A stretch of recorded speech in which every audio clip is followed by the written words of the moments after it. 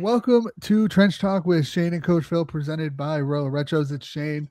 We're alongside Coach Phil, as always. A lot to talk about with camp less than a month away. Rookie camps open up May 6th with players on the field May 7th. Main camp opens May 10th with players on the field May 11th. So on this episode, we are going to be looking at who we think could be some surprise breakout potential guys on the offensive and defensive line, and maybe a couple of other positions. Coach, how you doing today? Hey man, just living the dream, man. One day at a time. Yeah. How you're done school now, eh? You're done for the summer. Nah, man. So the program is still going. We got another 16 months to go, and it's just nonstop. Keep going, keep going. But it's an accelerated program, so you pretty much by the time you finish, you'll have like 3 classes at one time, and then you do your internship. And I have to reach out to places I want to do my internship with early on to kind of get a head start on it. So it's keeping me busy. That's good. Hopefully, we'll see you on TSN in like a year or two. Oh, they'll fire me. They'll fire me in a heartbeat. I'll tell the truth too much. I mean, hey, they have Luke Wilson, and he's been fine. So I think you might be good there. I think he's got the complexion for the protection for the collection, my brother. Maybe. I'm gonna see him. Actually, I'm gonna see him in a couple weeks at this event I'm going to. So it'll be nice to finally meet him and have a conversation with him. Hey, he's a great dude to have a conversation with. Yeah, I've heard that. So I'm like, had the pleasure a couple of times to talk to him before Friday Night Football when when Ottawa had the games, and had a couple of chats with him. So great dude. I think the misconception with him, man, folks don't realize he's doing what a lot of American sportscasters, like sports analysts, do, and that's they're going to troll. They're going to say stuff to get you under your skin, and a lot of the fans take it way too personal. But he's also telling the truth about certain things. And hey, dude is cool in my book. I ain't tripping about what he be saying. I think the thing with him is that what he was saying was never wrong, but the way he came about it rubbed people the wrong way. You got to ruffle some feathers, brother. Exactly. That's what we do here. Hey, that's why we're here. But before we get into this episode, there is some breaking news today. Let Coach kind of address it because it's his team on this. Yeah, it ain't funny what happened, but I'm just like, dang, I got it.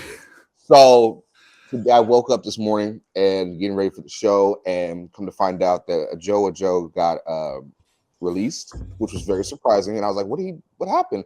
It was random. And then you said it in the group chat, like it must have been bad. And we talked about it. And all I can really say about the situation is,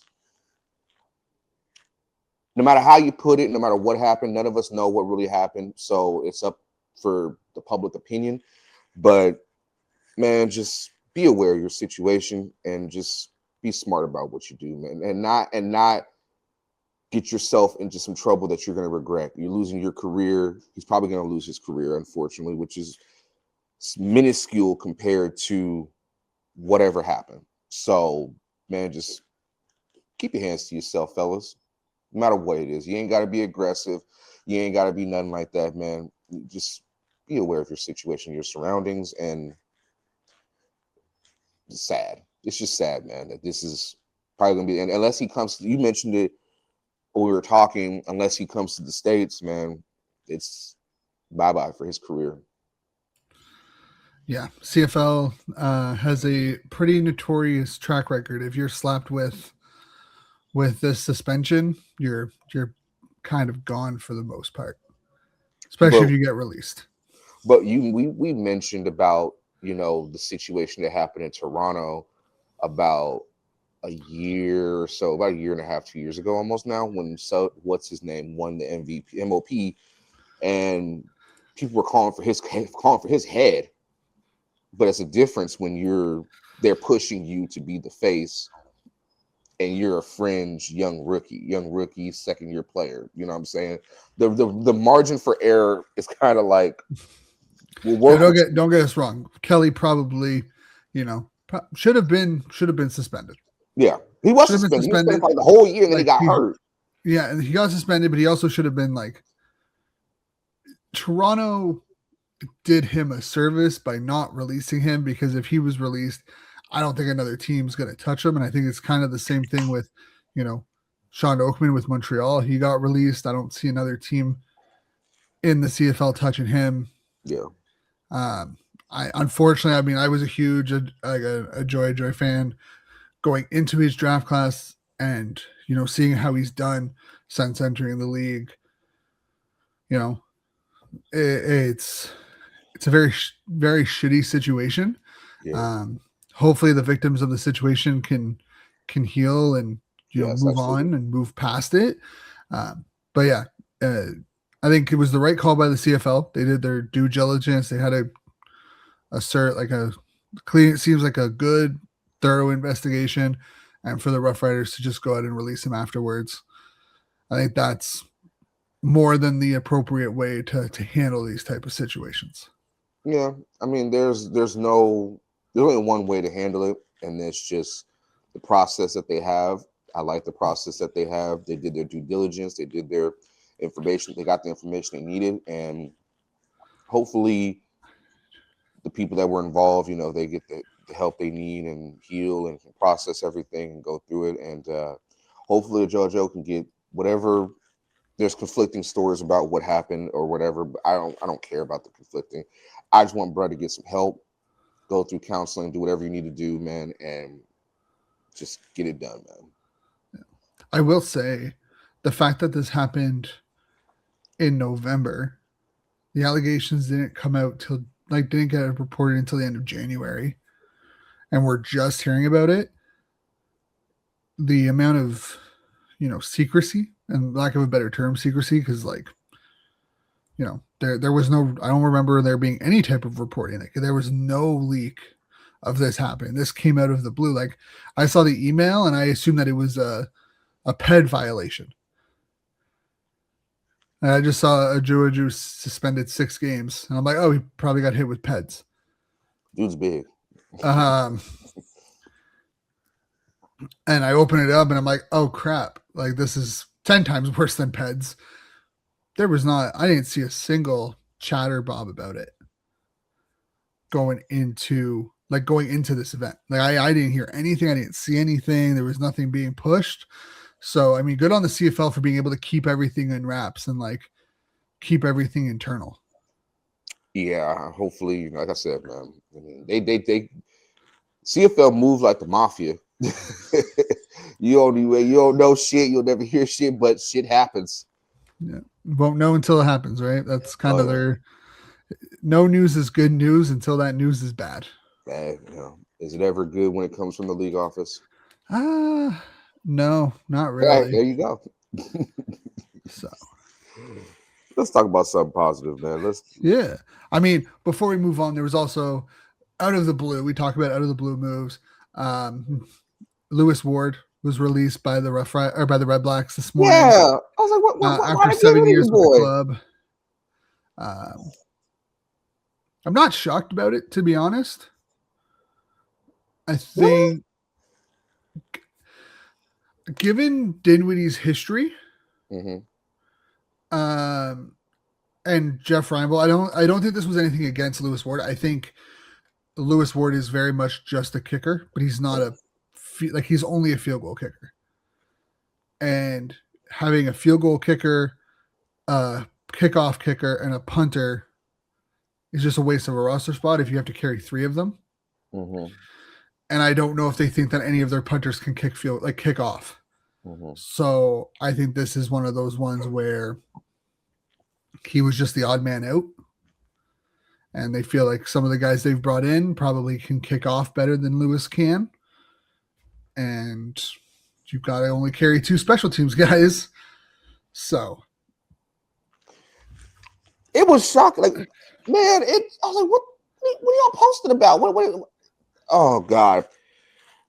It's gonna. I swear to God, I'm afraid it's gonna catch up with them down the stretch when they need field goals. I have a feeling he's gonna go to Saskatchewan. Yeah, I was just thinking this because we got rid of Lothar, and oh God, these roster moves are crazy, man. There's oh my God. Hey man, we got the draft's is in 11 days or 12 days. Yeah, April 28th at 7 p.m. And then literally the next Friday, May 7th, rookies are Mhm. on or the next Thursday. Rookies are on the field. Yeah, It's time going is to be flying by. crazy. This off season has gone by pretty damn fast. Yeah, ever since the free agency. I think Hmm. like getting into free agency was a little slow, but then that first week, like that free agency window, and then it was just poof. There's been a lot of moves that teams. I feel like with the Riders, we lost so much, and we didn't get the same value, but we got just enough value where we could still make a run. Yeah. I mean, I think you're in a much better like the Rough Riders are in a much better situation than the Argos were after their Yeah. 2024 Grey Cup win heading into 2025. Hmm. The Rough Riders are in a much better situation heading into 2026. Oh yeah, they're not depleted. We're not depleted, but we're good. We're not. We're That's why I'm excited we're talking about this, because when we go into camp, you're gonna have the young guys, but you're also gonna have the new guys that are coming in that have played, guys that have been in different situations. This is gonna be very interesting to see what Coach Mace and that staff is going to do to ingratiate them and get them up to speed, how they do things, and it's gonna be really good to see. Yeah, I'm very interested to see. I'm also very interested to see what happens come camp because I think there's some teams that are going in there like obviously I think Saskatchewan, Winnipeg. There's some teams that have solidified spots and like solidified players. Hmm. But if anything showed us last year, with Kadeem Carey and Fletcher and all the like seeing some big names released, I think there's some big competition going on in some markets. Could see some big names released. Oh yeah, and then where they go after that could be tide shifting. If you know what I'm saying, it could be changing the way we predict things in the CFL. Yeah, and it's gonna be a fun time. But let's get into this episode. We're gonna be talking offensive and defensive linemen who we think are gonna be breaking out in, maybe not an all CFL way, but definitely kind of putting their name on the map for CFL fans and the CFL community when they're on the field. And Mhm. this is going to include, new players, even, some older players, some older veterans who may have only been in the league for a couple of years, some Americans who are kind of entering their, third CFL season or their fourth CFL season. Uh, I know there's some Canadians that have probably entering their second or third. So I think this is going to be a well encompassed list of players who we think are going to branch out this year and be more of effective for their team. Do you want to go first? Or you want me to start? I'll go first. One person I think that's going to step out, and it's going to be a year for him, is going to be Malik Carney for Edmonton. Edmonton, it just seems like the last 3 years they've had all the talent, but they just couldn't put it together because they had Chris Jones at one point. There's Jarius Jackson. Then they bring in Coach Mark. It's like he's building something. But as far as the D line goes, Malik Carney is going to anchor that D line and be the presence that coming off a Grey Cup and being an effective X factor all throughout the season, coming from Hamilton, coming to here, and then going there. Man, it's gonna be a factor, a big factor for him.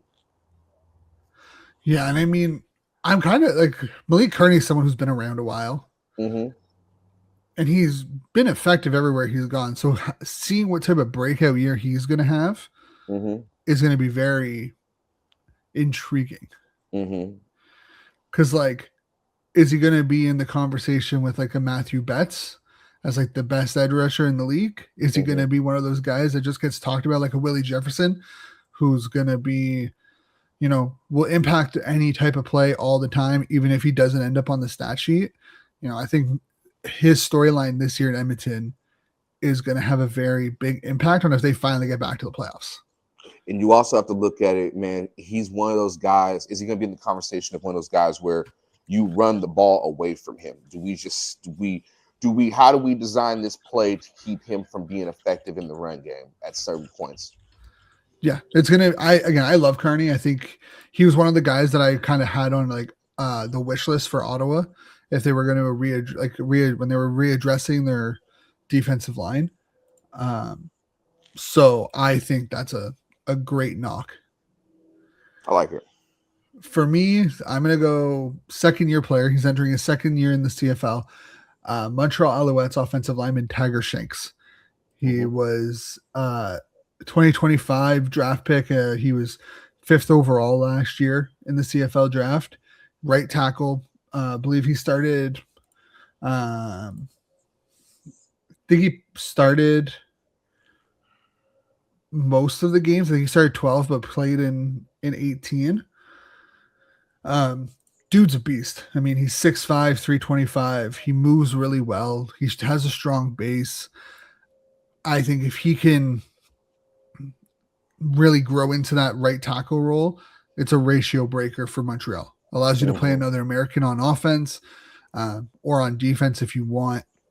I think he's just one of those guys that could be a Chris Van Zyl, probably the best Canadian right tackle the CFL has seen since Chris Van Zyl. That's high praise right there. That's very high. Based on how strong of a rookie, like he had his struggles, like any rookie does, right? He just turned 24, so he has room to grow. And I think I'm not saying that he's going to blow it and be like an all CFL right tackle. There's a lot of competition in the CFL, but look, like his year 1 to year 2 step, I think will be significant and will be a huge factor on if Montreal can get back to the Grey Cup in 2026. When we talk about, I know we're talking about offensive line and defensive line guys, but when you look at, I've been thinking about this the last couple of days when it comes to Montreal. Montreal was never out of that Grey Cup game. Let's be real. Let's be real. If Davis Alexander didn't have the hammy issue, that last drive could have been more scary. Hey, if Shea Patterson didn't fumble it on the 1 yard line. Thank you. In a QB sneak that you didn't need to run. You wanted to be cute. And then you had Farhan going crazy in the offseason about it. But that's neither here nor there. To be fair, I mean, I've been very adamant. I hate the reliance of that teams seem to have for QB sneak. Unless you have like a Tommy Stevens type player. Yeah. You're better off just giving it to your running back or having your but it stifles the creativity of the offensive coordinator. We see I hate comparing NFL to CFL, CFL to NFL. They're two separate entities, but I love a good goal line. And being a Seahawks fan, I get scared when we get to the goal. Anytime a goal line happens, but you see some creative plays. You have all that back of the end zone. Man, throw a fade, do something. But you don't have that in the CFL. Yeah. Because the end zones are too far from the hash marks. I know, but he mentioned and then you have the goalpost right in the way for now. Yeah, but still, like creativity wise, it kind of sucks that you can't really. It stifles you, but I understand. I get it. There's not a lot of wiggle room. There's a margin for error. There's not much margin for error for you to call something and the shit hit the goalpost. Shit goes out of bounds. You get intercepted. Like it's tough, but I agree. It does stifle. It is, but again with Montreal, like if Davis Alexander didn't have that hammy issue, who knows what could have happened if Shea Patterson went to fumble. But this is going to be a bounce back year for Montreal, and you know how Jason Moss runs his camps. You know it's going to be intense. You know it's going to be tough. Who, as a young guy, is going to step up and fill the gaps that you don't have? You don't have a Lemon no more. You lost. I think Mustafa Johnson. Do they? Yeah, I'm pretty sure Mustafa's still. Because they lost Dylan Wynn and Scott Hutter. That's pretty much they didn't lose much. No, I think they only lost like 2 or 3 guys from their 2 guys. But on their D line, yeah. But I think on the defense as a whole, I think they only lost like 5 guys that were on the starting. Jaquan retired. And then you cut Sankey. Yeah. You still have Bev. But yeah, and you also have Isaac Jimmy Berglund. Yeah, he's gonna have a breakout year this year. After the run, that playoff run that he was on was really nice. I wish it would have showed up a little more in the Grey Cup, But So I rewatched the Grey Cup, mhm, and again, TV camera angles can be a little bit deceiving. And mhm, I've talked to a couple of players about like how when people are talking about film and coverages and all that, how like the camera angles on TV they don't show the entire picture. mhm, Um, but they were doing a lot to just stop him from gaining mhm. any momentum. Have you seen the All 24 film? No, I'm not.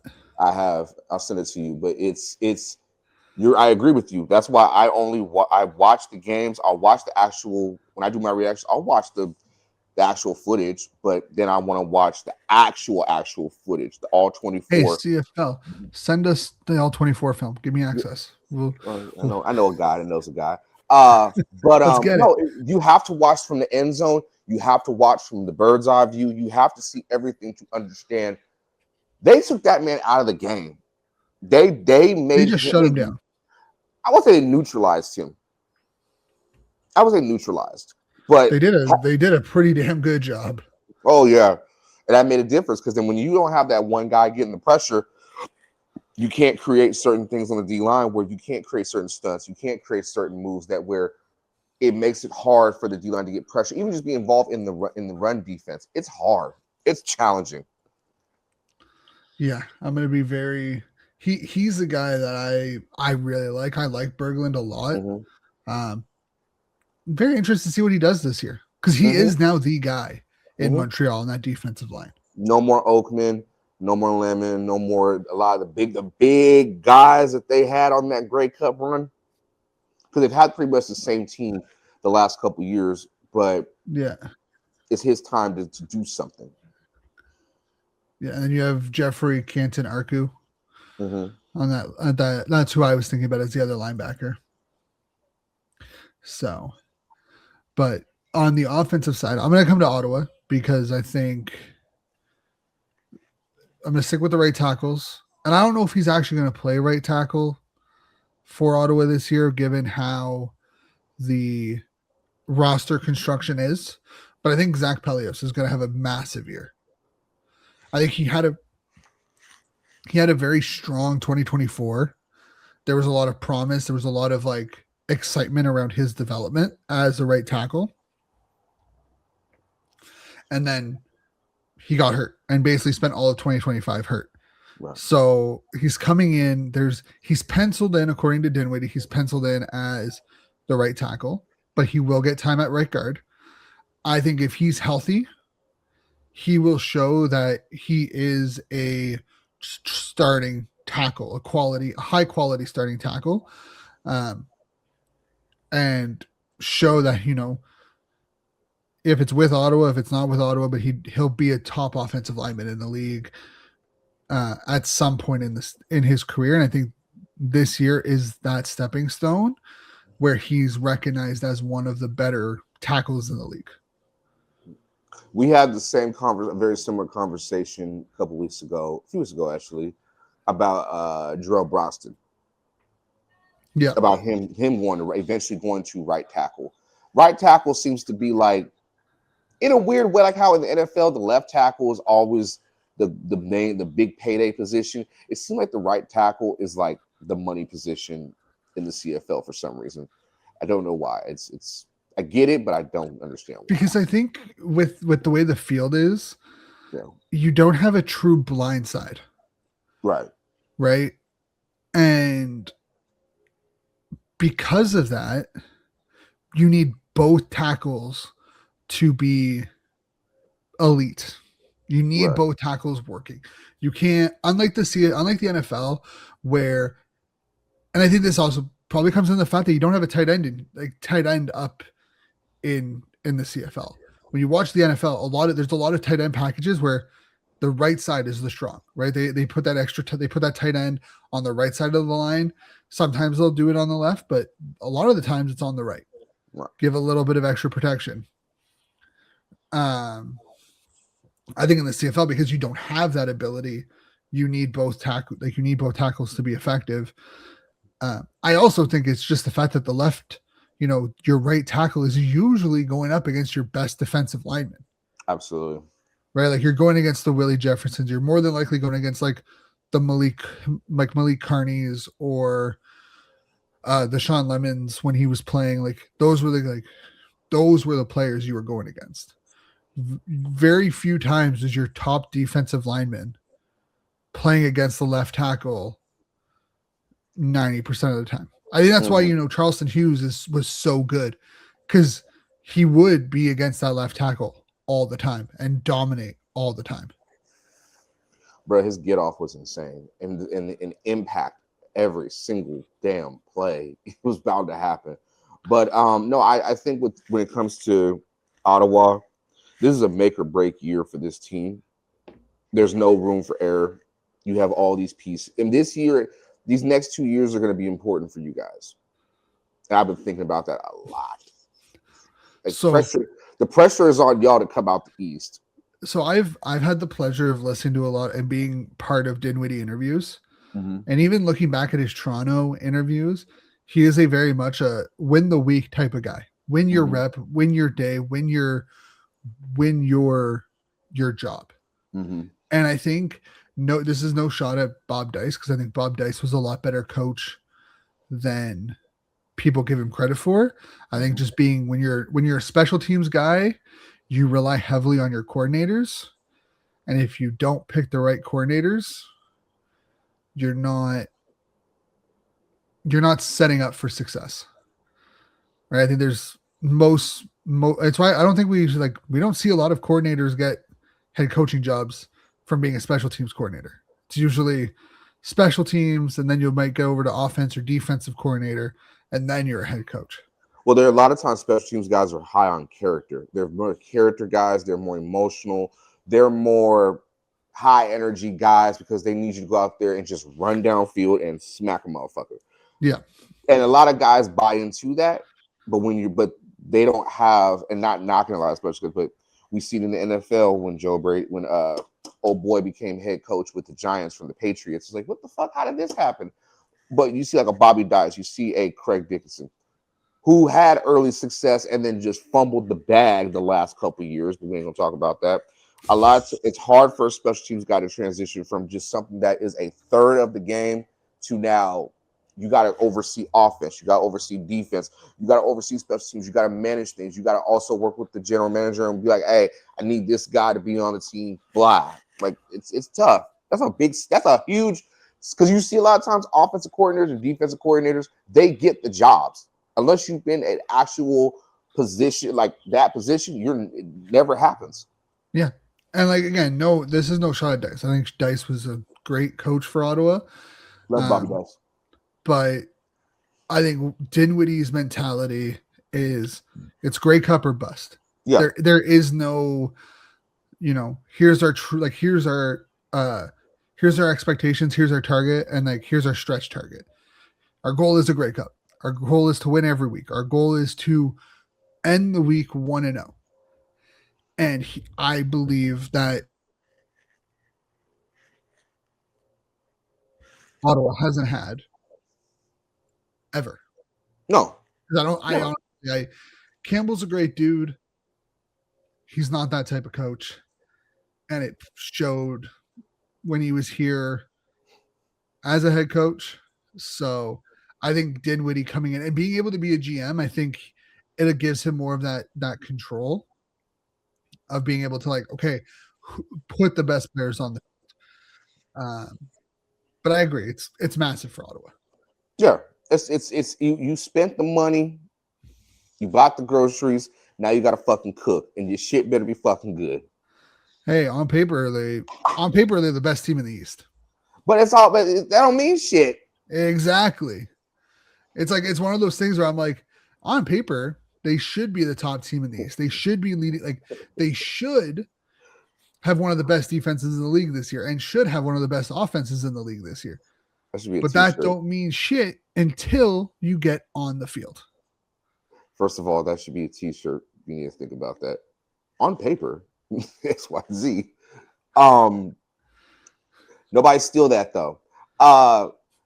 No, I think that I equate because I've had the privilege, you've had the privilege of being in a Dinwiddie interview. I've had the privilege of interviewing Coach Buck Pierce. Very similar. To me, they're very similar. It's like Grey Cup or bust, Grey Cup or bust, Grey Cup or bust. That is, they've won at the highest level. So when it comes to football, so there will never be an in between where if you got a special teams guy, it's like, well, we want to make the postseason, we want to make the playoffs, and what happens. Well, guys don't want to hear that. Guys are going to go. Football players are. What is the end task? What is the end game? What are we trying to do here? I don't care about the shit in between. I want to know what the fuck am I going for? Okay, you send me one. We going to win a Grey Cup. Let's fucking go. Nobody plays to just get to the playoffs. Nobody plays to get to the West Final. You play to go win the Grey Cup. That's it. And I like that from both coaches. This is the year for BC to take off. This is the year for goddamn Ottawa. Definitely, y'all. Oh God! One thing you can't blame Ottawa for is their lack of spending, because they try. They've been trying to put a winning team on the field every year since they've come into the league. Like, but again, but that happens. We just talked about it about the Riders. It seems like every maybe 10 years or so, there's one team that pops up and they in the middle of like a dynasty or like a team that's like on a run, and they bought a championship. You know what I'm saying? Like the Riders in 2013, people say, oh, they bought a Grey Cup. You talk about this team right now with the Ottawa. Are they trying to buy a Grey Cup? I'm sorry, but you're always trying to buy a championship. That's just sports. Not true. Not true. There are actual teams that actually build from the ground up, and they actually make fucking runs. And I like that. True, but those are few and far between. But you look at when Montreal went on their run with Calvillo, a lot of that was them developing. Because remember, Anthony Calvillo wasn't really developing shit. No, but I mean, it was also his third team. They took a gamble on Calvillo, and it worked out great. But you put the right people around him because you developed a Cahoon. You developed certain players. You got to get you a SJ Green. You get you guys like that you develop. You look at a Winnipeg. Here, it's kind of in the middle because they kind of plugged in every Grey Cup they went to. They were able to plug and play certain positions, but they still had their core. You still had a Collaros. You still had a Willie. You developed a Brady. You have a Dembski. You've got a Kenny Lawler. You've got a Adam Big Hill on defense. You've got a Jackson Jeff Coat. Like, those are core. Demario Houston. You have guys that are your core guys that make the culture what it is. And that's from the ground up. And that's why they went on their run. But for Ottawa, yes, y'all are buying a championship, and there's no shame in that. Fuck what anybody says. Go get yours. Yeah, I mean, I think you look at sports as a whole. Yeah. Right? It's a business at the end of the day. You're on mute. There you go. But like, I don't know, almost every dynasty has some sort of buying a championship to it. Yeah. If it's like rewarding in-house players to stay, or rewarding them by going out and getting elite talent to come play with them. Right? If you have the ability to go out and spend money on elite talent to help you win, why wouldn't you do it? Hell. Like, sure, the Dodgers have bought their last 2 championships. A lot of deferring, but go ahead. They still bought it. They spent the money. No one stopped them. They're playing within the rules of the game. Bro, you can hate it all you want. You can argue about it all. No, I'm not. I find that to be absolute fucking game-changing, brilliant business that they are paying Shohei Ohtani pretty much $2 million, but over the next 20-something years, they're going to the increase in his pay after he retires. Shohei might play for 30 years. We don't fucking know, but in that time period, his pay is going to go up to almost 30, 40, $50 million at one point in time. Yep. Can you imagine deferred payments in CFL or the NFL? If you had baseball money in the CFL, could you imagine the motherfuckers that would be there? and knowing it's deferred payments. Oh man, it'd be great. Oh, hell, the Raptors, they bought a championship when they went and got Kawhi. So that's what your trading does. Again, trading your and hey, you know what? Maybe Kawhi should have stayed in Toronto. Okay, but credit to Masai Ujiri and that team because they did have a solid team. They did. With DeMar DeRozan, Kyle Lowry. They had Fred VanVleet, Marc Gasol, core guys. They got rid of Valanciunas to get Marc Gasol, but Kawhi was the one, the chip. Yeah, he was the game changer. Man, you know what I'm saying? That Paul George trade just keeps getting better for OKC. I know. Potentially now they get the fucking LA's draft pick this year. Yeah, they get they get a potential lottery pick this year. How many with LA missing the playoffs? And there's potential that it could be a very high pick. And they can move up to. I think they can move up to third or fourth. Mm-hmm. How much more do you fucking need? And you better hit. You better hit. Because there's no point in having all these fucking drafts, which is smart. It's equity wise. Like, yeah, we can bargain and we can get rid of guys to get greater pieces. But they got 1 billion draft picks. Yeah, well, go ahead and trade them. Imagine they'll get like OKC gets like the third or fourth overall in the NBA draft. Mm-hmm. They don't need it. Like that's just house money right there. They're just. I'll draft someone. I'll develop them. There's no rush to play them. No, they literally went and did that with Jared McCain from Philly. Yeah. They didn't really need. They kind of needed him, but they didn't really need. And I love that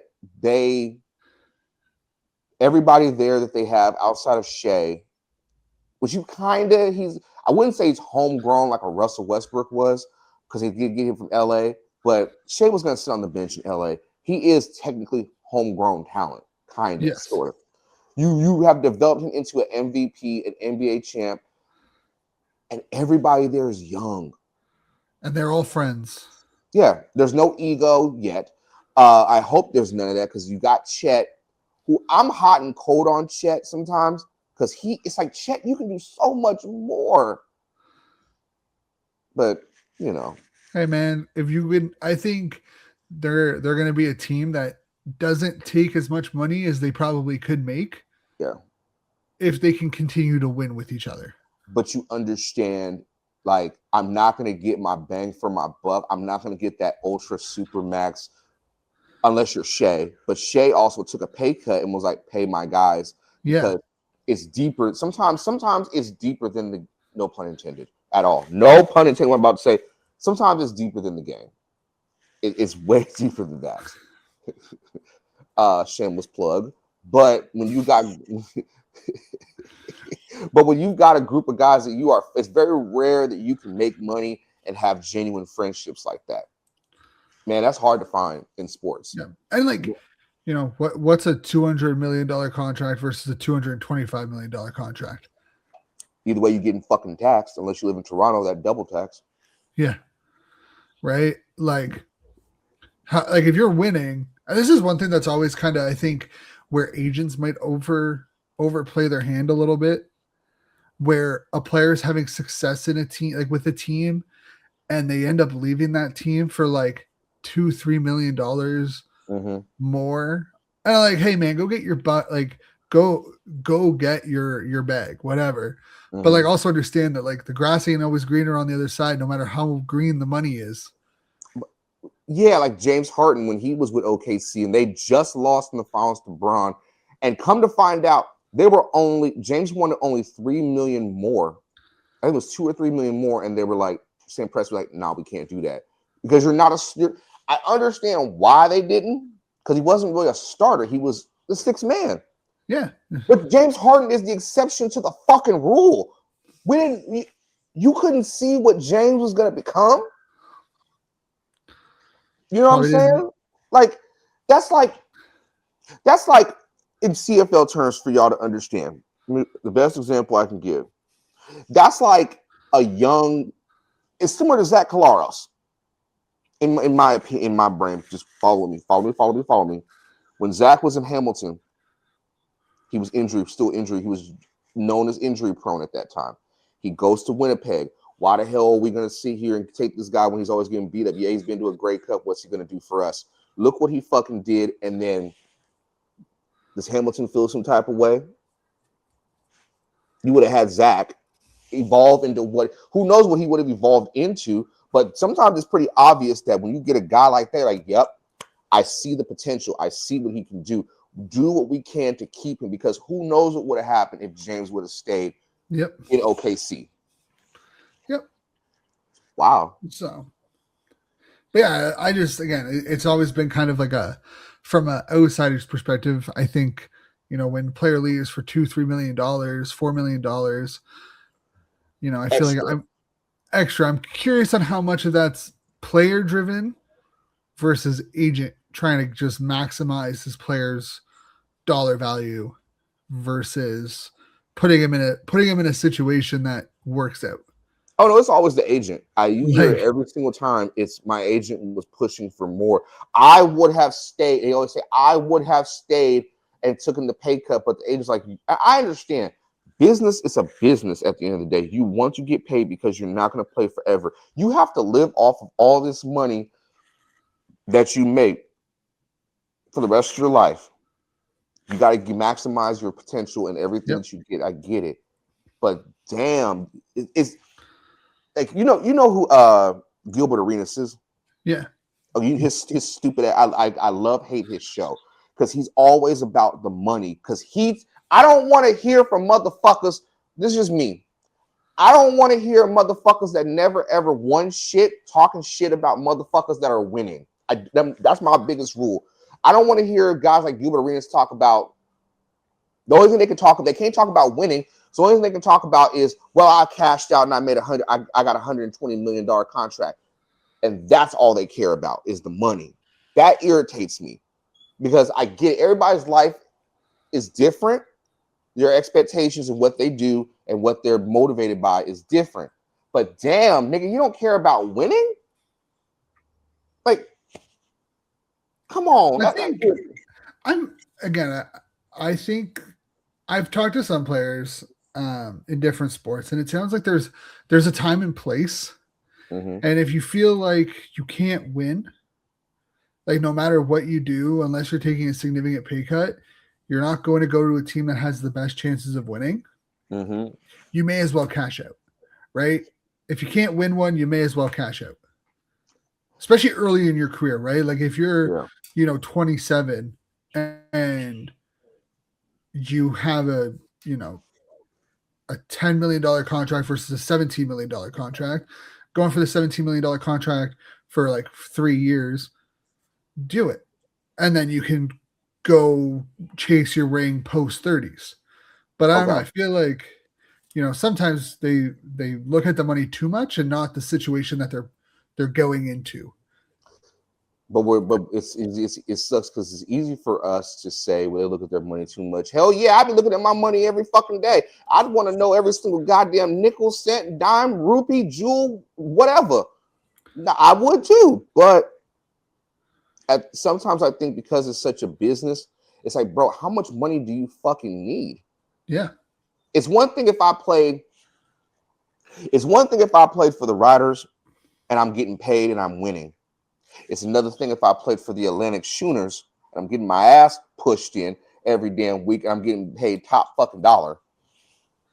Yeah. And again, I think every player has their own priorities, right? Some people, they're not doing this because they want to be and they might say they are, but we all know that there are players in every league that are only doing it because of the money that the sport provides. Oh, they love the lifestyle. They love the lifestyle that comes with. They love the lifestyle. They love the benefits. And you know what? That's totally fair. Totally fine. Totally great. Love that for you guys. Everybody's different. Hey, but don't sit here and try to sugarcoat it as, oh, I want to win and I'm upset that we're a bottom 5 team in the league for the 3rd straight year. Right? You took the money. You understood what you're getting into. And you're not, I think it's also like kind of indicative of like a player who falls off after getting a big payday. Oh God! Yeah. If you take a big payday and you fall off a cliff from what you were before, just say you don't care about winning and you just wanted your payday. Just be honest about it. Don't give me that fluff, that media savvy bullshit about, well, we tried everything we could and we didn't did it. Nah, fuck no, fuck you. You lying. You got paid. You're the reason why we ain't winning because you took most the payroll. Yeah, and you're not. You come in, there's expectations, and you ain't hitting them. I hate when guys come into, and I hate this badly. I hate when a team is like they just made a run, and let's say they got to like the West Final, and the next year, and in free agency, they go get that so-called missing piece. They pay him all this money, but he's a chemistry killer.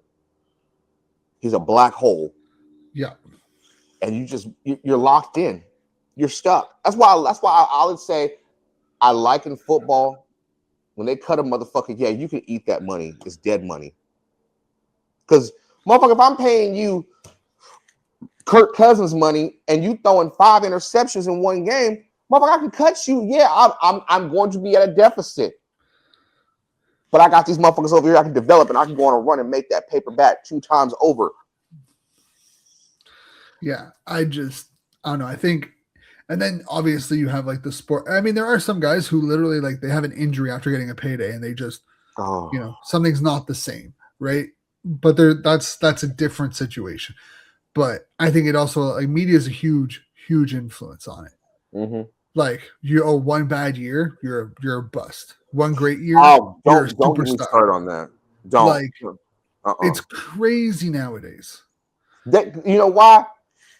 Because we've seen motherfuckers come in that are anomalies.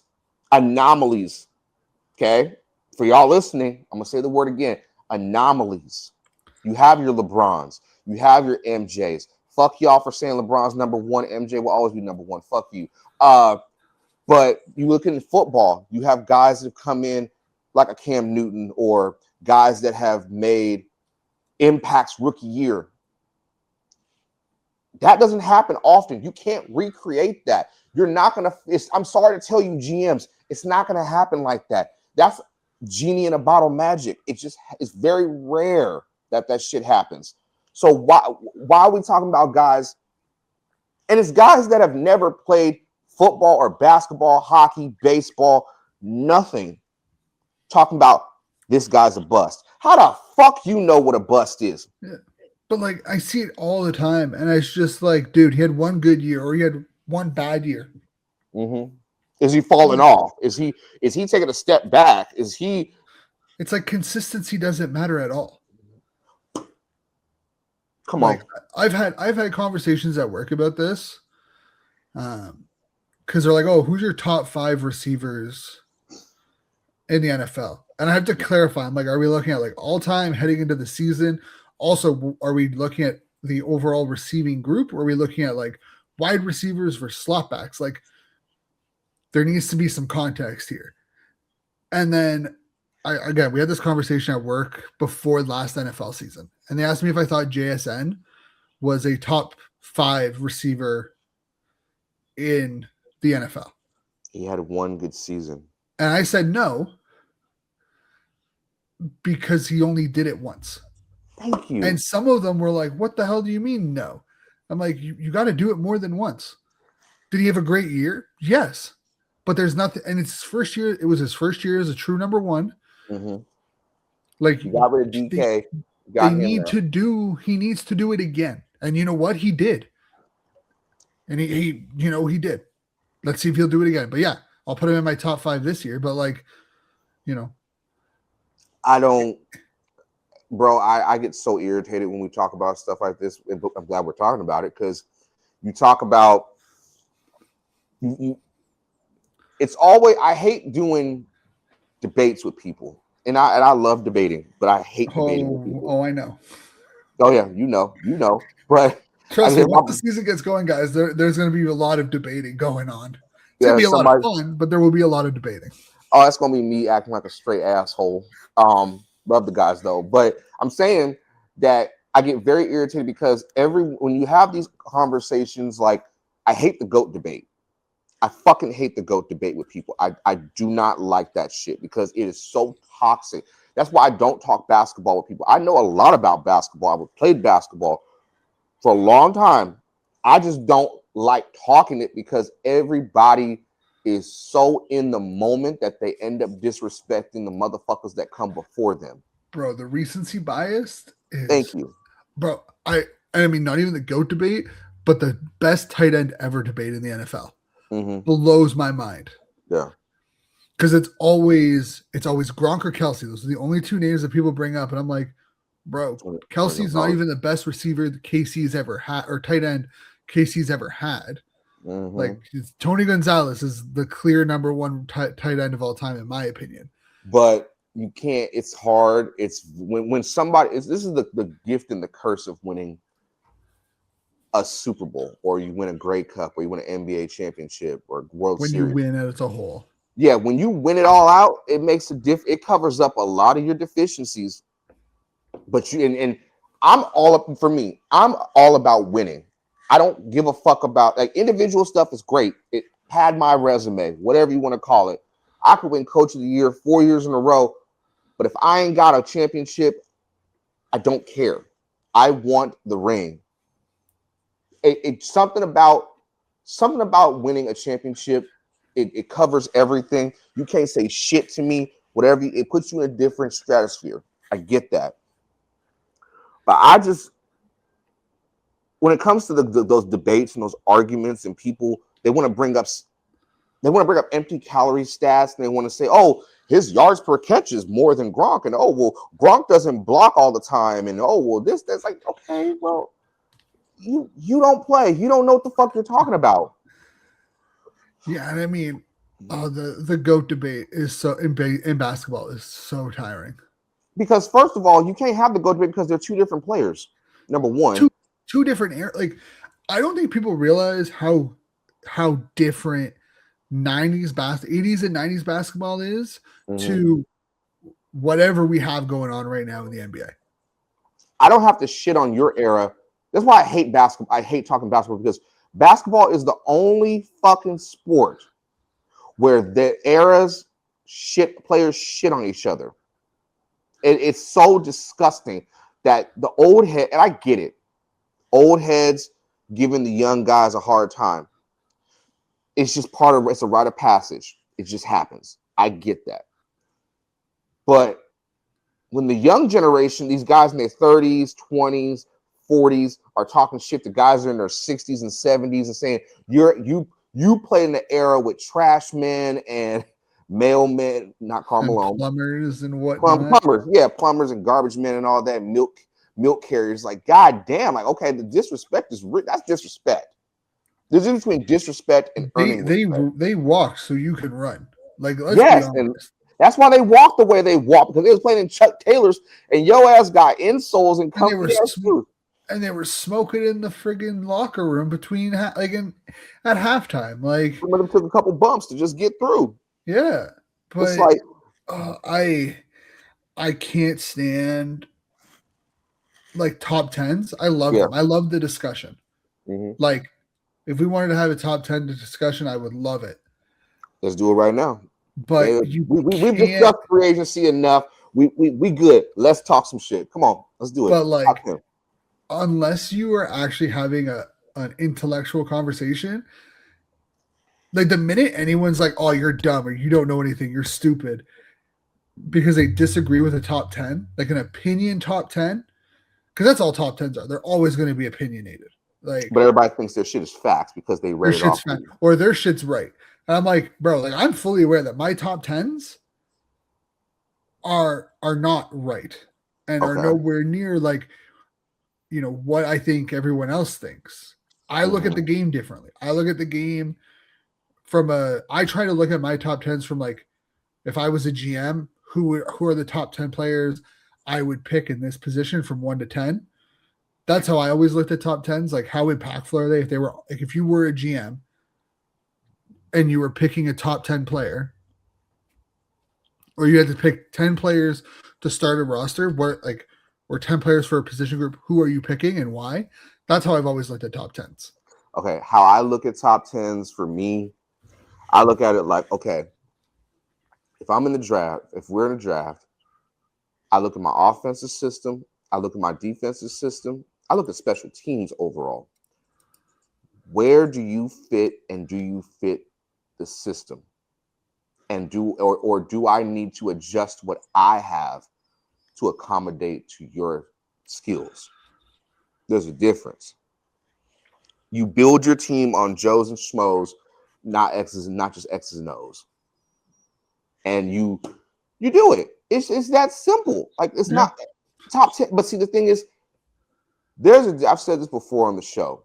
There's just between people that watch the game and people that watch the game. You have a lot of motherfuckers that watch the game through faith because they're loyal to a team. They're not loyal to the player. It's fucked. It's a fucked up dichotomy once you get down to it. But for sure. But you are loyal to the team. That's why when guys leave, fans take it personal and they talk shit about the player and act like he was never the best thing that they had in a while. Yeah, it's crazy. It's fucking disgusting, man. But nah, people are fucking weird. Very, very weird. So we're doing a top 10? What are we doing a top 10 for? CFL players? We can do top 10. Yeah, top 10. No matter position? Sorry, my son was calling. Go ahead, say it again. No matter the position, just like who our top 10 CFL players are, we're doing position. Ooh. You feeling spicy today? Feeling a little spicy. Let's go top 10 players. Top 10 players? All right. Offense and defense all together. We can be special teams too if you want to. All right, bet. I mean, I'm going to start at number 10, and this might be a little... This might be this one I know for a fact is might ruffle some feathers, because I know, people don't really give a like whenever you talk about top 10, O-line's not part of it, and that's fucking stupid. But Stanley Bryant is number 10, 100%. God damn you. 100% he's number 10, and arguably could be number like 3 on my list, but I have him at number 10.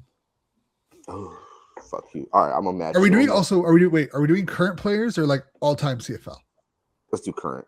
Current, cool, yeah. Okay, so yeah, Stanley Bryant, number 10. Because if we talk all time, that's gonna get real ugly. Oh, yeah. we gonna hit that at some point in time, y'all. Number 10, I'm going to say number 10. I'm gonna go. You said O-line. I'm gonna go D-line just to start off nice and slow. I'm gonna go Matthew Betts. Y'all know how I feel about that. You've listened. We're very aware of how you feel.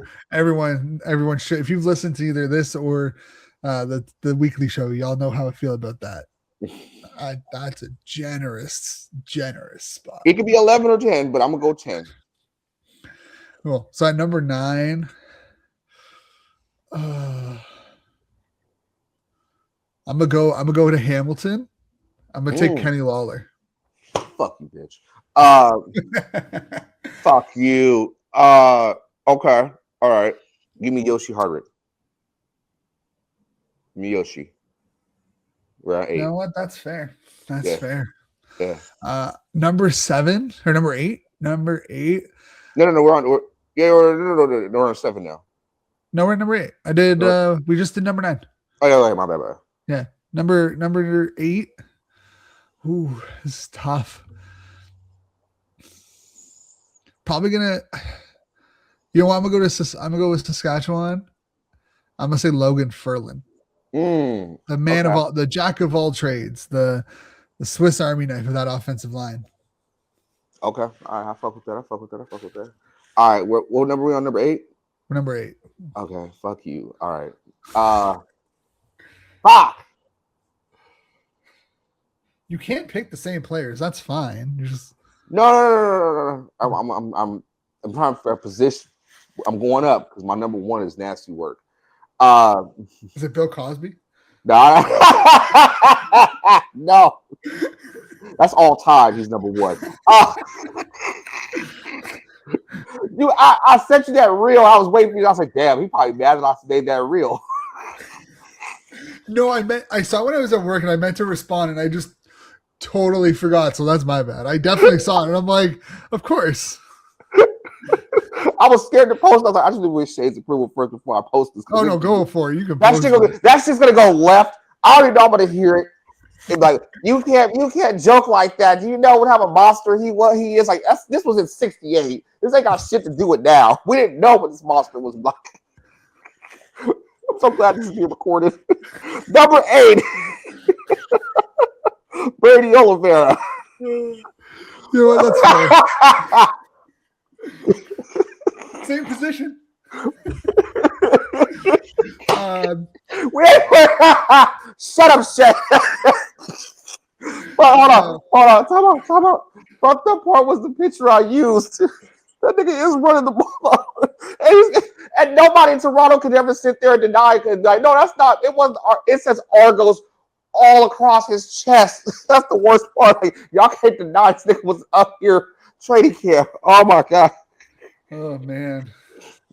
Oh, we're going to hell when I post this one. I don't care. I'm already gonna burn. Yeah, I'm there. I'm good. We're gonna be there. I'll be chilling. It'll be fine. Number so that was number 8.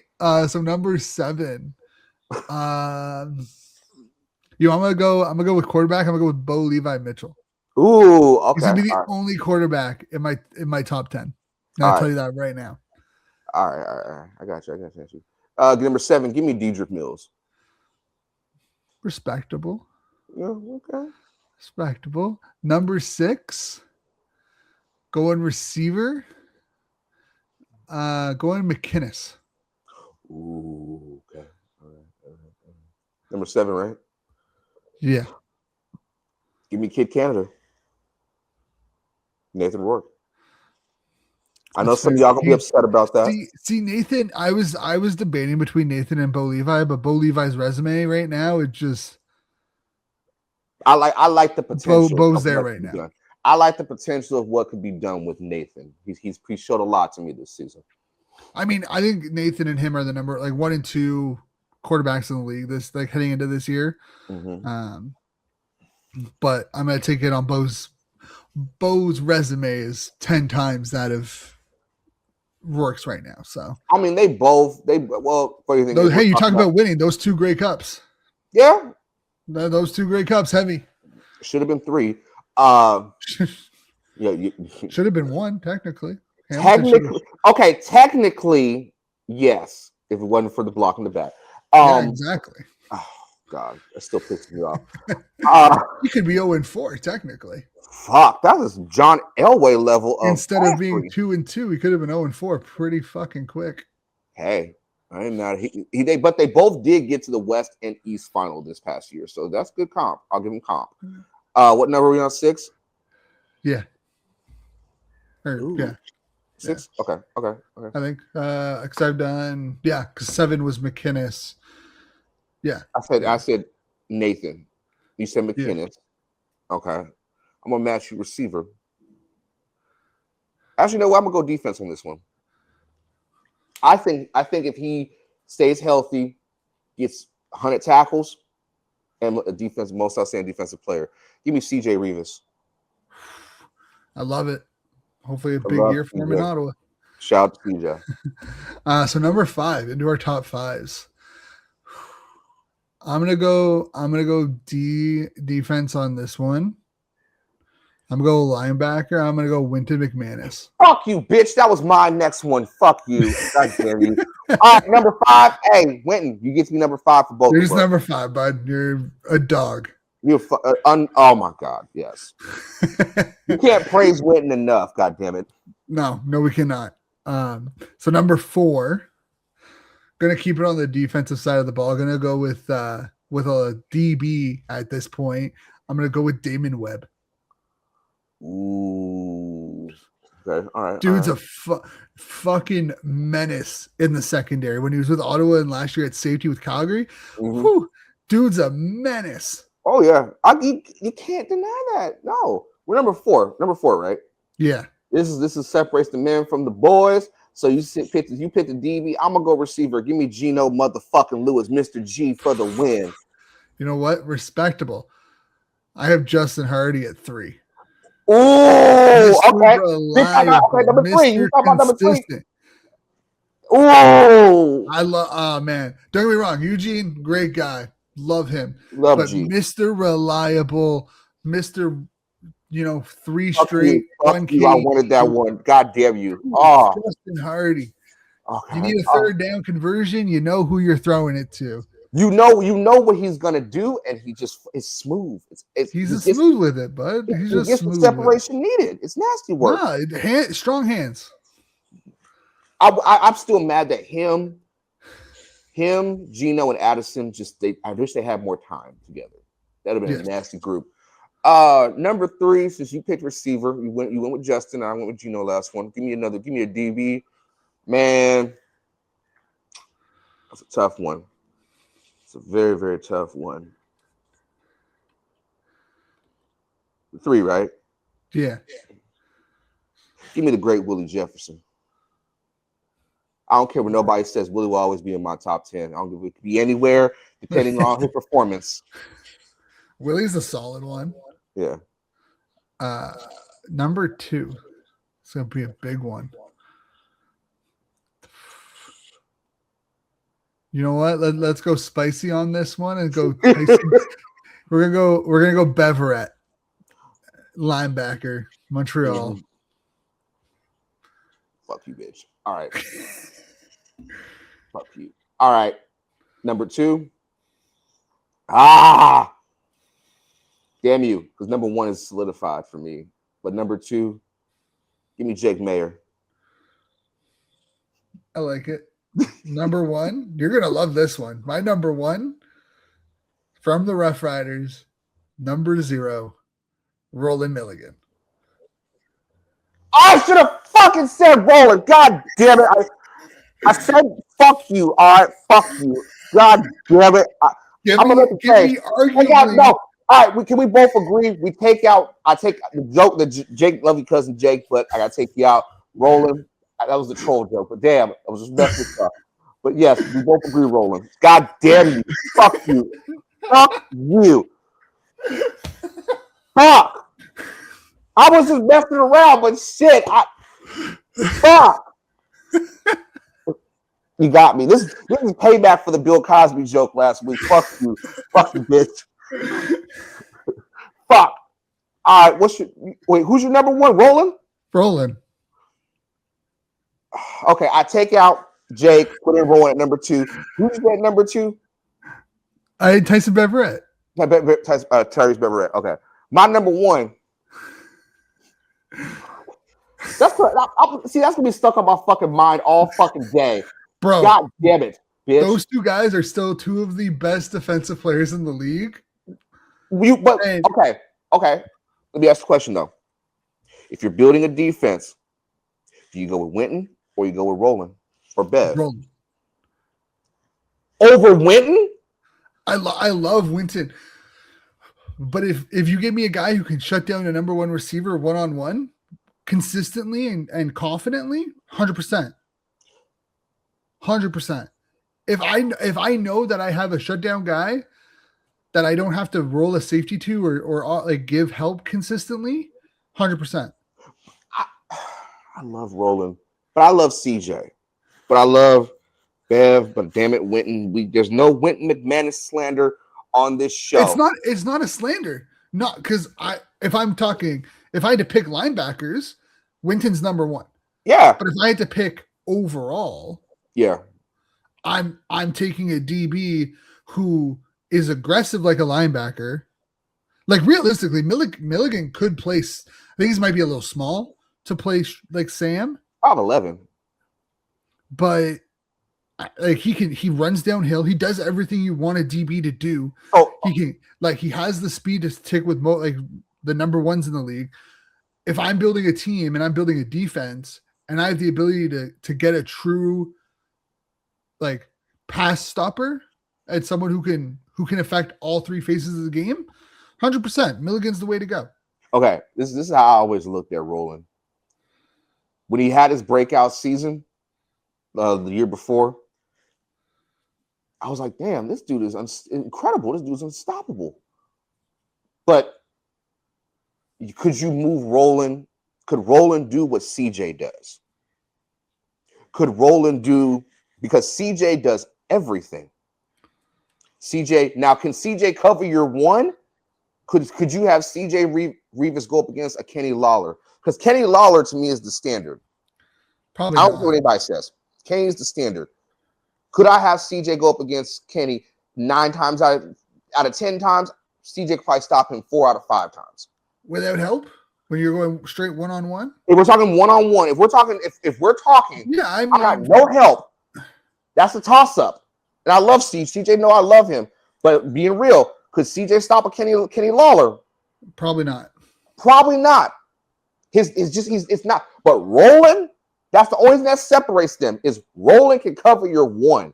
Yeah. CJ is more slow. Don't get me wrong. I'm super excited to see CJ in person. Yeah. Like in Ottawa and like be down at camp and like that linebacking core in Ottawa is going to be nasty. It's disgusting. Oh my God. The Allen, Taylor, and then Niles and Niles. Yeah, Niles Morgan, not Taylor. Niles Morgan. Mm-hmm. Like that 3, and then you have like Brian Cole. Oh, like nasty linebacking group. Oh, nasty. That's why I always say Ottawa's my little engine that could, because you just can't be mad at Ottawa. I can't cuss y'all out as much as I be as Coach Phil in character. I can't cuss y'all out. I got a soft spot for y'all. But yeah, I have Milligan as my number 1 player heading into 2026. Fuck you, bitch. All right. This is a grand bro. I'm stumped because I went with the joke. I was gonna ride out with the joke, but damn, that you fucked me up, dog. You fucked me up. God damn it, shit. This is the only time. This is the only time you've ever gotten me. Like, fuck. Okay. Number 1 is Kenny Lawler for me, but damn, fuck. I need a haircut, but god damn, bro. Like, why would I go with the fucking why would I go with the fucking joke and not put Roland there, obviously? Bro, fuck you, bitch. I don't want to do the show right now. I really don't. Fuck you. Like, I'm genuinely pissed off. This is me for real. I'm really mad at myself. Bro. I hope you see this shit. Huh? I hope he sees it. I'm gonna tag him. I'm gonna tag him in this shit when I do the reel for us. This is fuck. Oh man. Bro. Why? Why would I do that? Like, I'm not mad at you. I'm mad at myself. Like, you should be. I don't know how you didn't mention it. I don't know. Bro, the way you had a brain fart when we first started fucking recording, bro, I don't. I was like, man, though, like when you're like top 10 players, I'm like, those 2 are easily my 1 and 2. Yeah. God damn it. Why? Like, fuck my. I worked my. What Hulk Hogan says, work your way into a shoe, brother. Fuck. So yet another episode of where we talk about one subject and go veer off into a completely different topic. And we find ways to make the shit fucking interesting, but damn, god damn. I think we talked about 2 players who we think we're going to be a breakup. We're going to do it again closer to camp, anyways, guys. But yeah, do you feel like it's kind of like we have a serious topic, the A topic, but then B and C is way better than the A topic? Yeah, everything. I feel like when we pick topics, it just gets so structured, and then we're like, start talking about random shit, and then we're just like, you know what? Let's just talk about the random shit because it's just so much easier, so much more like natural than we just trying to like structure.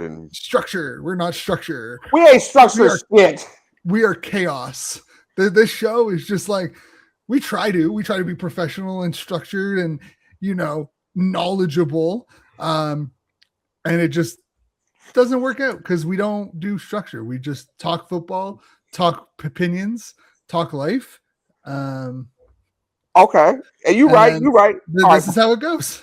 Okay, before we go, one more top. We'll give one more, but this is top 5. Okay, let's do one more top 5 because this.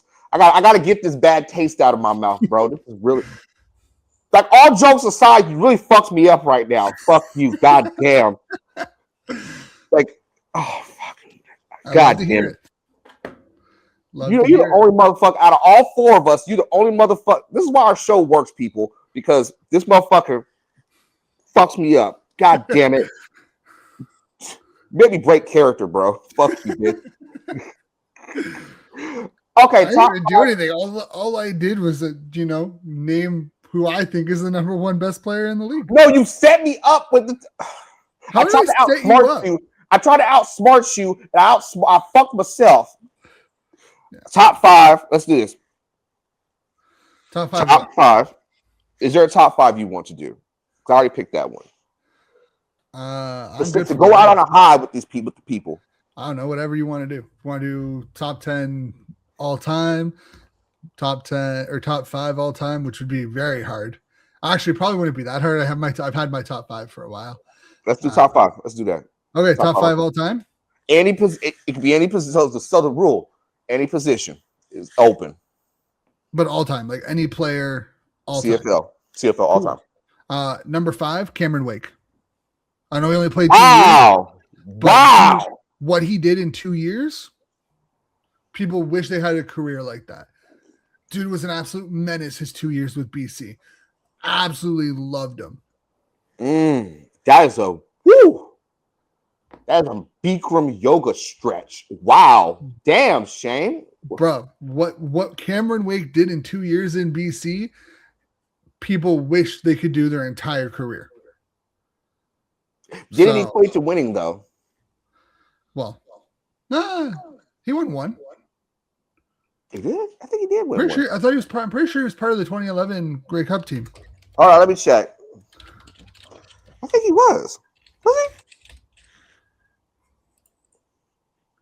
You're much quicker on that. I got iPad.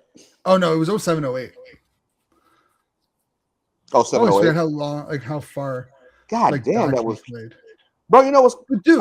He put up 39 sacks in 2 years. He had 16 sacks his rookie year, had 23 sacks the next year. He had 137 combined tackles. He had 8 forced fumbles in 2 years. That's what I'm saying. What he did in 2 years is what people wish they could do in their entire career. All right, I'll give you that. I'll give you that to you. Okay, my number 5. Give me G-Roy Simon. Nice. I like it. I'm not fucking this list up right here, dog. I'm gonna keep it very straightforward. Number 4. So from a personal perspective, it's Doug Brown. Okay, all right then. From a logical perspective, I mean, actually, you know what? I'm gonna stick with Doug Brown because I mean, technically, he can still stay there. So, Doug Brown, dude was a menace on the interior line. So I wore 97 as a defensive lineman. Okay, I'll give that to you. Number 4. This is a tough one. You know what? Give me Matt Dunnigan, number 4. I love his. I'm gonna say I don't have a quarterback on my top 5. Really? I know. If it wasn't for injury, I think if it wasn't for injuries, Dunnigan would have been where Flutie was. See, I was thinking about putting Ricky Ray in my top 3, but I kind of have him at like number 6 or 7. So number 3, I'm gonna go with running back Corey Sheets. Fuck you, bitch. You gave away one of mine. Fuck you. God, fuck you. All right. Fuck it. I'll just say my fucking other ones, man. What are we on? Number 3? Yeah. All right. Number 3, Alan Pitts. Number 2, Willie Jefferson. Number 1, Corey Sheets. Corey Sheets, we give so much fucking praise to Corey Sheets. And no, ladies and gentlemen, this is not glazing for you young fucks who think we're overstating Corey. No, you have to understand what we lost when it came to Corey Sheets. That motherfucker. You got to go back and watch his highlights to understand. It's just different. It's just not. It's not, bro. It's not. What I say about Kenny Lawler all the time, the shit Kenny be doing don't make no kind of sense. Corey Sheets was the godfather of that before Kenny. This is not fair that he left. I understand you left, whatever, go get paid in the NFL, but damn, he got hurt. Damn, just everything they thought Ricky Williams was gonna be when he came to the CFL, Corey Sheets actually fucking did it. So my number 2. Oh Lord Jesus. Is former Alouette John Bowman, defensive end. Okay. Dude was a menace. And number 1, again, this one might ruffle some feathers. It's not a quarterback. Mm-hmm. It's not a receiver. It's not an offensive lineman. Mm-hmm. It's a linebacker. Solomon. And it's Solomon Element. Wow, I can't pronounce. I can butcher his last name, but it's Sullivan. Yeah, he's Solly. Number 1. I just say Solly. Okay, yeah, you win. You win that one. Okay. Like that number 1, dude, and my number 1 matches really well with your number 1. So either way, yes, I'm cool with that. So, and again, I was thinking about it. I'm like, oh, there's some guys, Chip Cox, Dressler, Fantus, Burris, Ray, Henry Burris. God damn it! Like there's some dogs that could go in that top 5. So yeah, can you throw Ricky Ray in that conversation? Is he a 6 or a 7? He's probably in my 6. He's higher than Calvillo. I don't even have Calvillo in my top 15. The lawsuit. Calvillo was great, but I think from a pure skill perspective, I think there have been better quarterbacks in the CFL. Apples to oranges, yeah. Okay. Oh, hey, breaking news as we end this episode. Mm-hmm. Recently released Red Black CJ Colden has signed with the BC Lions. Okay. I'm still fucked up, man, dog. I'm gonna take a nap after this. I got coaches meeting and shit. Dog, you. I'm never gonna live this one down. So fuck you forever. This is not fair. Like, don't you hate it when you're in a heated moment or a debate or whatever, and motherfucker rattle off and they're like, "Why did I not fucking think of that shit?" Oh yeah, all the time. Or when you finish a conversation, you're like, and then you start thinking of shit you could have said. Pisses me off all the time. I'm always on, you know me, I'm always on my toes. I'm always with the wit. But God, that's the one time. This one really hurts because it's you. Oh. It's you. Like, fuck. Like, why the fuck would I not choose Roland up? What? I was expecting him to be your number 1 or in your top 5. So when you weren't saying him early, I'm like, okay, maybe we had the same train of thought here. And then you didn't. We did. I don't know what happened. You didn't say him at all at number 2. I'm like, okay, so he has to be there. He has to be number 1. We have to agree that Roland is the best player in the league, right? Right? Nope, just totally forgotten. I hope he doesn't let you live this down. To be honest, I know. I hope he's just like, hey, remember when you forgot about me? Just forgot that I existed. Didn't think I was a top 10 player. Well, you know what happened? I can admit to probably what happened. I can probably accept what happened. I was thinking too far fucking ahead because I had one solidified with Kenny that it fucked me. I fucked myself, bro. I did. I knew it. God damn it. Let's get out of here. I'm going to take a nap. I don't got time for this. All right, guys. Thank you so much for listening to this episode of Trench Talk with Shane and Coach Phil. Remember to hit that like, subscribe, share button if you're on YouTube. Make sure you're following us on Spotify to make sure you don't miss any episodes. Check out Royal Retros for all your retro gear, including some Trench Talk merch, as well as 13th Man Football and CFF. And just make sure you don't click any random links from people on Twitter. No getting hacked because you're you click on a bad link. Okay, stay safe out there. Yeah. Stay safe out there. We'll catch you back here next time with another episode of Trench Talk. See you later. Stay safe. Peace.